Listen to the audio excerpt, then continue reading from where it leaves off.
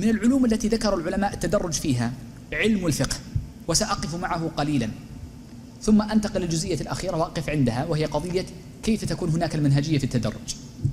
علم الفقه يقول أهل العلم إنه لا بد فيه من التدرج فيه، ولأهل العلم مسالك في التدرج، ومن هذه المسالك ما ذكره بعض مشايخنا ودون في بعض الكتب أنهم يقولون يجب أن يبدأ في الفقه بالتعليق ثم بالتحقيق ثم بالتدقيق، قالوا وإياك والتلفيق.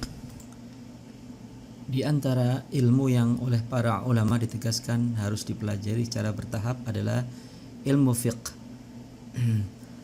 Saya akan berhenti sejenak pada pembahasan ini, kemudian beralih ke bagian terakhir, yakni bagaimana membangun metodologi dalam proses bertahap tersebut. Para ulama menyatakan bahwa ilmu fiqh harus dipelajari secara bertahap. Mereka memiliki beberapa pola, tetapi salah satu pola yang disebutkan oleh sebagian guru kami lalu dicatat di dalam sejumlah buku ialah pembelajaran fikih dimulai dengan at-ta'liq, kemudian at-tahqiq, lalu at-tadqiq, dan wajib menjauhi apa yang dinamakan at-talfiq. إذا أردت أن تكون فقيها على الحقيقة فابدأ أولا بمعرفة التعليق، يعني تعرف الأحكام مجردة، تأخذ متنا فقهيا وتفهم هذا المتن فقط، لا عليك من شروحاته التي تتعلق بالأدلة والتفريع، وإنما تأخذ هذا المتن. Apabila seseorang ingin benar-benar menjadi faqih, maka ia terlebih dahulu memulai dengan tahapan at-ta'liq, yakni mengenal hukum-hukum fikih secara sederhana dan terlepas dari uraian yang begitu panjang. Misalnya ia mengambil satu matan fikih dan hanya berusaha memahami isi daripada matan tersebut, maka pada tahap ini ia belum perlu menyibukkan diri dengan syarah atau penjelasan yang banyak menguraikan dalil dan berbagai cabang-cabang persoalan. وأي متن تختار المتن السائد والمشهور في بلدك الذي يقرئه الناس والمشايخ، لأنه مشهور ويوجد من المشايخ من يدرسه، فتأخذ متنا فتحل ألفاظه فقط، تفهم الفروع. Matan yang dipilih sebaiknya adalah matan yang umum dipelajari, maksudnya matan yang terkenal dan diajarkan di daerahnya masing-masing. Alasannya karena matan tersebut dikenal masyarakat dan banyak terdapat para guru, para masyayikh yang dapat mengajarkannya. Pelajar atau at-talib lalu mengurai lafaz-lafaznya dan kemudian berusaha memahami cabang-cabang masalah yang terdapat di dalamnya. فإذا أنهيت هذا المتن كله رجعت عليه بالتحقيق. وما هو التحقيق؟ هو معرفة أدلة هذا المتن، أدلته، وقد تكون الأدلة أدلة نقلية، وقد تكون الأدلة أدلة معنوية مثل الاستدلال من القواعد ومن الإلحاق بالقياس وغير ذلك من المعاني المتعلقة بها. Setelah menyelesaikan seluruh matan, kemudian ia kembali mempelajarinya pada tahap at-tahqiq. Ya, at-tahqiq berarti mengenal dalil-dalil yang menjadi dasar isi matan tersebut. Dalil tersebut dapat berupa dalil naqli maupun dalil ma'nawi, seperti penalaran berdasarkan qawaid atau berdasarkan kaidah, analogi melalui qiyas, dan bentuk-bentuk penalaran yang lain. إذن ترجع لنفس المتن نفسه، ترجع له مرة أخرى بالتحقيق وهو معرفته مع أدلته. فإذا ضبطت فقها كاملا، شوف ما أقول لك باب، أقول لك فقها كاملا من أوله إلى منتهى، من الطهارة إلى الإقرار. Dengan demikian, pelajar atau at-talib kembali kepada matan yang sama. Matan yang sebelumnya dalam tahap yang pertama ia pelajari, tetapi kali ini ia mempelajarinya beserta dalil-dalilnya. Dan yang dimaksud di sini bukan hanya menguasai satu bab, tetapi dia kuasai satu rangkaian fikih secara utuh dari awal sampai akhir. Misal dari babut taharah sampai babul iqrar. فإذا أخذت الفقه كاملا فهما ثم رجعت إليه مرة أخرى، هذا التدرج بدأ بدرجة بدرجة وتكرر الشيء مرتين وثلاثا وأربعا وعشرا ومئة وألفا وهكذا. Setelah memahami keseluruhan fikih pada tahap pertama, ia mengulanginya pada tahap berikutnya. Dan inilah hakikat yang dinamakan at-tadarruj atau proses secara bertahap. Naik satu tingkat demi satu tingkat, kemudian mengulang materi berkali-kali. Bisa 2 kali, 3 kali, 4, 10, 100, bahkan 1000 kali sesuai dengan kebutuhan. فإذا رجعت إليه مرة أخرى وضبطت هذا المتن وكنت ممن وفقه الله عز وجل للفهم، تنتقل بعد ذلك لما يسمى بالتدقيق، ومرحلة التدقيق أصعب من المرحلتين التي قبلها ولا شك. طبعا Apabila ia telah selesai mengulang, menguasai matannya, dan Allah beri taufik untuk memahaminya, maka ia beralih kepada tahap yang ketiga, yaitu at-tadqiq. Dan tahapan at-tadqiq ini tentu lebih sulit daripada 2 tahap sebelumnya. كل مرحلة من هاتين المرحلتين طويلة جدا. كون الشخص يحيط بفروع مذهب واحد كلها صعب جدا، ولكن نقول خذوا متنا مختصرا فإذا ضبطه استطاع أن ينتقل لمتن أعلى منه وهكذا. Setiap tahap membutuhkan waktu yang panjang. Ya. Setiap tahap membutuhkan waktu yang panjang. Menguasai seluruh cabang dalam satu madhab bukanlah perkara yang mudah. Karenanya seorang thalib dianjurkan memulai dari matan-matan yang ringkas terlebih dahulu. Setelah benar-benar menguasainya, ia dapat naik kepada matan yang lebih tinggi. لكن نبدأ أتكلم عن المراحل، أنا أتكلم عنها كمرحلة ولا أتكلم عن كتاب بعينه. فإذا ضبط التحقيق والتعليق ينتقل للتدقيق. وما المراد بالتدقيق؟ التدقيق أن تعرف الخلاف في المسائل الفقهية، تعرف الخلاف وأدلة الخلاف بعد ذلك، وهذا يسمى التدقيق. Pembicaraan ini berkenaan dengan tahapan. Saya bukan merekomendasikan satu kitab tertentu. Setelah at-ta'liq dan at-tahqiq dikuasai, maka seorang thalib beralih kepada at-tadqiq. Tahapan at-tadqiq inilah ia mengenal perbedaan pendapat di dalam masalah-masalah fikih, sekaligus dalil-dalil yang digunakan oleh pendapat-pendapat tersebut. ولذلك يقال فلان من أهل التحقيق والتدقيق في الفقه. التحقيق يعرف مآخذ المسائل، والتدقيق يعرف الخلاف في المسائل، ومعرفة الخلاف له درجات كذلك. Karena itu dikatakan bahwa seseorang termasuk ahli tahqiq dan tadqiq dalam fikih. Artinya ahli tahqiq berarti dia mengetahui landasan pengambilan suatu masalah. Sedangkan ahli tadqiq berarti dia memahami khilaf yang terdapat di dalam masalah tersebut. Dan pengetahuan tentang khilaf pun memiliki beberapa tingkatan. فإن الفقهاء يقولون أول ما يبدأ به معرفة الخلاف النازل، ثم يرقى إلى معرفة الخلاف العالي. وأهم ما في الخلاف النازل أن يبدأ بالقول الثاني مباشرة دائما. Para fuqaha menjelaskan bahwa pelajar atau seorang thalib terlebih dahulu mempelajari khilaf nazil, lalu meningkat kepada khilaf ali. Di dalam mempelajari khilaf nazil, salah satu bagian terpenting ialah mengetahui atau mengenal pendapat atau riwayat kedua setelah dia mengetahui pendapat atau riwayat yang utama. نتكلم نضرب مثالا عند الحنابلة مثلا أو عند الشافعية أو إن شئت بأي مذهب من المذاهب الأربعة شئت. عند الحنابلة مثلا يقولون دائما الرواية الأولى والرواية الثانية، وكذلك عند الشافعية كما في السلسلة لأبي محمد الجوين وغيره عنده روايتين اختصر على 2 مع أن المسألة فيها 5، ولكن يذكر أهم 2 القول الأول والقول الثاني. Contohnya dapat dilihat dalam madhab Hambali, madhab Syafi'i wa ghair dzalik, yang lain. Di dalam madhab Hambali misalnya sering disebutkan riwayat pertama dan riwayat kedua. Dan di dalam madhab Syafi'i juga terdapat beberapa pendapat. Tetapi biasanya yang dikedepankan sebagai pendapat yang terpenting adalah pendapat pertama serta pendapat yang kedua saja.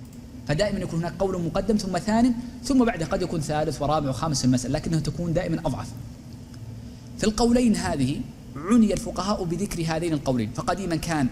Biasanya ada satu pendapat yang didahulukan, lalu pendapat kedua, lalu mungkin ada pendapat ketiga, keempat, atau kelima yang umumnya derajatnya itu lebih lemah. Maka para fuqaha memberikan perhatian khusus terhadap dua pendapat utama tersebut. روايتان والوجهان لأبي يعلى ثم تطور اختيار الرواية الثانية ما هي وما هي الرواية الأولى المقدمة والثانية فألف فيها الموفق الكافي ثم جاء المتأخرون مثل الجراعي فذكر أن الرواية الثانية في المذهب دائما هي الرواية التي يختارها الشيخ تقي الدين أو يختارها ابن مفلح ويستظهرها ويوجهها ويقول ويتوجه كذا. Dalam tradisi madhab Hambali misalnya terdapat karya-karya yang membahas dua riwayat atau dua wajah, disebut al-wajhain atau dua wajah, seperti karya al-Imam Abu Ya'la. Pembahasan mengenai riwayat pertama dan kedua kemudian semakin berkembang. Al-Muwaffaq menulis Al-Kafi, lalu ulama belakangan mutaakhirin seperti Al-Jura'i menjelaskan bahwa riwayat kedua seringkali berkaitan dengan apa yang dipilih oleh Syekh Taqiyuddin atau apa yang diarahkan oleh Ibnu Muflih, misalnya melalui ungkapan wa yatawajjahu kadza. إذا قال ابن مفلح ويتوجه كذا أو قال الشيخ تقي الدين اختارها أو اختارها تلميذه ابن القيم هؤلاء الثلاثة ومن في معناهم كابن قاضي الجبل ومثل الشمس الزركشي في شرحه على الخرقي ومن في معناهم هؤلاء دائما قولهم هو الرواية الثانية وذلك معرفة رأيهم من ضبط الفقه. Apabila Ibnu Muflih mengatakan wa yatawajjahu kada atau Syekh Taqiyuddin memilih suatu pendapat atau pilihan itu kemudian diikuti oleh muridnya Ibnul Qayyim, maka pendapat mereka dan ulama yang sejalan seperti Ibnu Qadi Al-Jabal atau Asy-Syamsu Az-Zarkashi dalam syarahnya atas Al-Khiraqi sering diposisikan sebagai riwayat kedua. Mengetahui pandangan mereka merupakan bagian dari penguasaan ilmu fikih.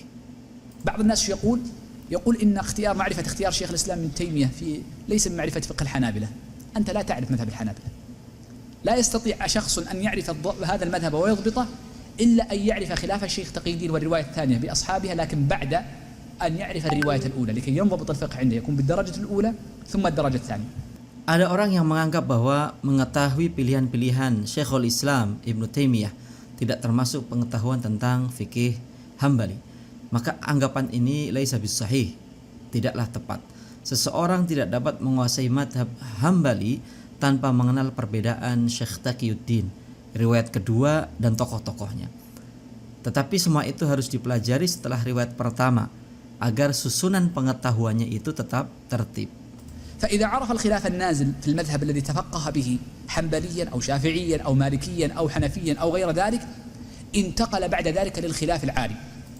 Setelah memahami khilaf nazil dalam madhab yang dipelajarinya, baik Hambali, Syafi'i, Maliki, Hanafi maupun yang lain, maka seorang talib baru boleh beralih kepada khilaf ali.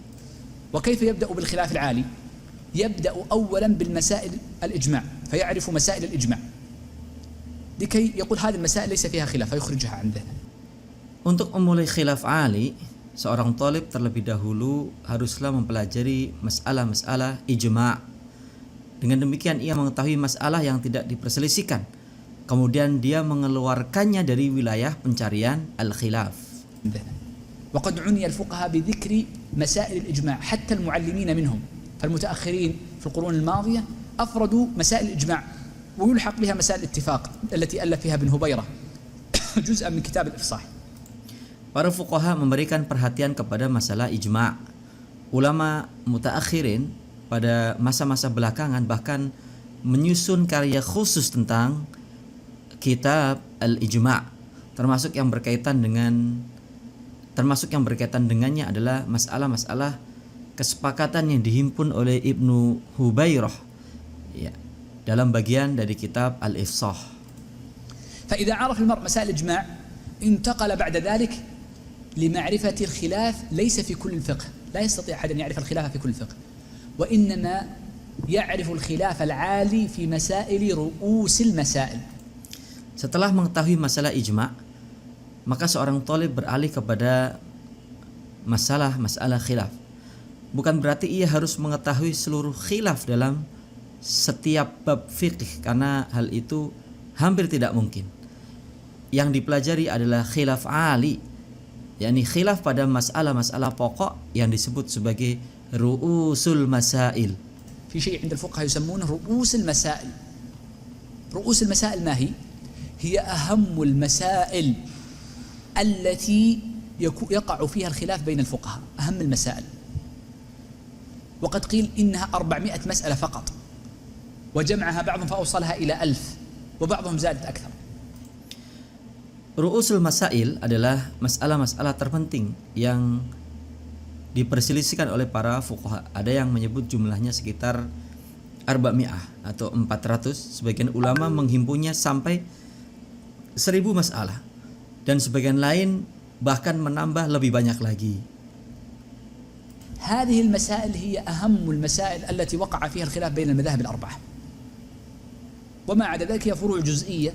لا غالبا إذا عرفت الكليات تستطيع أن تخرج عنها الجزئيات، غالبا وليس دائما. Masalah-masalah tersebut merupakan titik-titik khilaf terpenting di antara 4 madhab.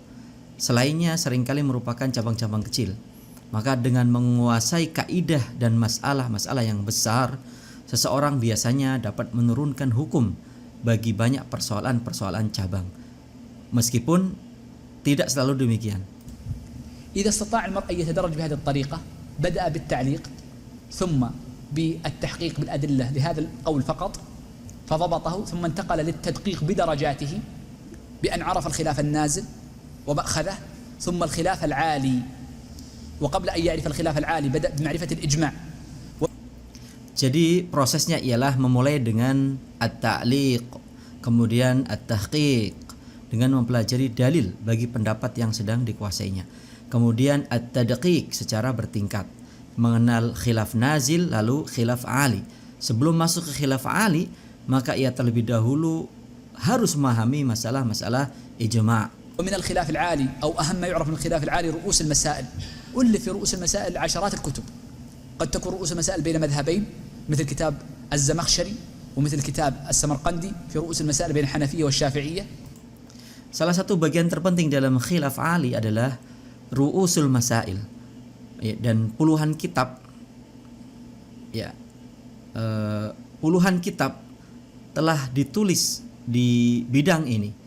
Ya, ada kitab yang membandingkan antara dua madhab seperti karya Az-Zamakhsyari dan As-Samarqandi mengenai perbedaan antara madhab Hanafi dan madhab Syafi'i. وقد تكون رؤوس المسائل بين الأربعة مثل كتاب أبي المواهب العكبري، وكتاب رؤوس المسائل للشريف أبي جعفر الكوفي ثم البغدادي، ومثل رؤوس المسائل لابن أبي يعلى، ورؤوس المسائل لابن الخطاب، وكثير رؤوس المسائل تعد بالعشرات كتب رؤوس المسائل ما ألفوها عبثا. Ada pula kitab ru'us al-masail yang membahas 4 madhab seperti karya Abul Mawahib al-Uqbari, kemudian Asy-Syarif Abu Ja'far, Ibnu Abi Ya'la, kemudian Ibnul Khattab dan yang lainnya. Jumlah karya semacam ini mencapai puluhan, dan tentu ia tidak ditulis tanpa adanya tujuan. مثل عيون المسائل لابن القصار المالكي، كتاب من أبدع الكتب. لو تم، وقد سمعت أنه يعني لو وجد كاملا إنما وجدت أبواب منه، وقد سمعت أنه وجد بحمد الله عز وجل في بعض الخزائن في أسبانيا، وأنه حقق في بعض الجامعات المغربية. Di antara karya penting adalah Uyun al-Masail atau Uyun al-Adillah karya Ibnul Qassar al-Maliki. Karya tersebut sangat istimewa.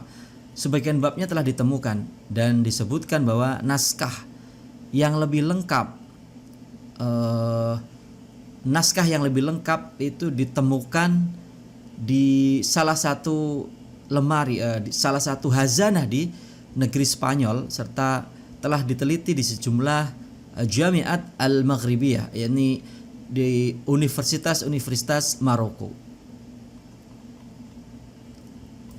اختصر كتاب هذا التلميذ القاضي عبد الوهاب البغدادي التغلبي رحمه الله تعالى في كتاب النكت، وفي كتابه الثاني عيون المسائل للقاضي عبد الوهاب، وأصلها لابن القصار، وكلاهما من مالكية بغداد رحمة الله على الجميع. Murid-murid Ibnul Qassar, Al-Qadi Abdul Wahab Al-Baghdadi At-Taghlibi meringkas materi gurunya dalam karya-karyanya, di antaranya An-Nukat dan Uyun Al-Masail, dan keduanya termasuk tokoh besar Malikiyah di negeri Baghdad. هذا تسمى رؤوس مسائل، من استطاع ضبطها ضبط الخلاف بين المذاهب الأربعة، وإن استطاع أراد أن يقرأ كل مذهب على شيخ فإنه هذا أوسع له في علمه وأضبط له في فقهه. Inilah yang disebut ru'usul masail. Siapa yang mampu menguasainya, tentu ia akan memperoleh gambaran kuat ya mengenai khilaf di antara 4 madhab. Apabila ia juga dapat mempelajari setiap madhab langsung kepada seorang guru, tidak dipungkiri pengetahuannya akan jauh lebih luas dan fikihnya akan jauh lebih kokoh. إذن الفقهاء أنا قصدي من هذا ماذا؟ أن الفقهاء بينوا كيف التدرج في الفقه، كيف، هذه أمثلة لما ذكره الفقهاء، وأنا لا أقول إن هذا هو الطريق الوحيد. من العلوم التي ذكر العلماء التدرج فيها. Ya, kesimpulannya para fuqaha telah menjelaskan cara bertahap atau at-tadarruj dalam mempelajari ilmu fiqih. Ya, pola yang saya sampaikan hanyalah salah satu contoh yang sering disebutkan oleh para ulama, tetapi dia bukan satu-satunya jalan yang bisa untuk ditempuh.